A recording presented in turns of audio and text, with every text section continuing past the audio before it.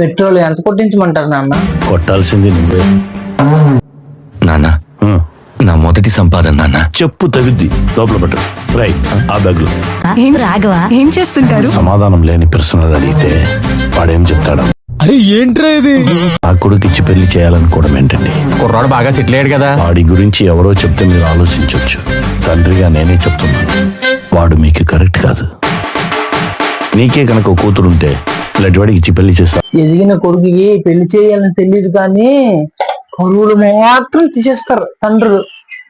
ఏటో ఈ తండ్రులు నానేంట్రా అసలు అర్థం చేసుకోడేంటి? అంతే మచ్చా, అర్థం చేసుకో. నీకు చదవడం చేత కాదు, చదువు అబ్బలేదు కాబట్టి చదవలేకపోయాను. ఉద్యోగం చేయడం చేత కాదు, చదవలేకపోయాను కాబట్టి ఉద్యోగం రాలేదు. బాధ్యతగా బతకడం చేత కాదు. ఉద్యోగం లేదు కాబట్టి జీతం కట్టలేక బాధ్యతగా పెరగలేదు. మరి మీరే చూసుకోవాలి నాన్నగారు నన్ను.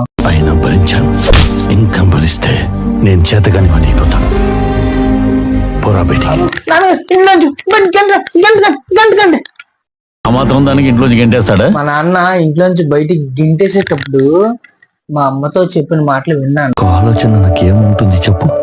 నేను ఇంటి పేరు మాత్రమే ఇవ్వగలను, మంచి పేరు వాడే తెచ్చుకోవాలి కదా.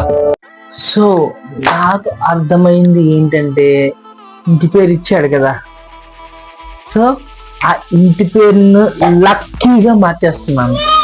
లక్కీగా మార్చేస్తే లక్కీ భాస్కర్, లక్కీ భాస్కర్ అయింది కదా. సో లక్కీ అయినది, అంతకన్నా లక్కీ అయిన అదృష్టమైన పేరు ఎవరికి?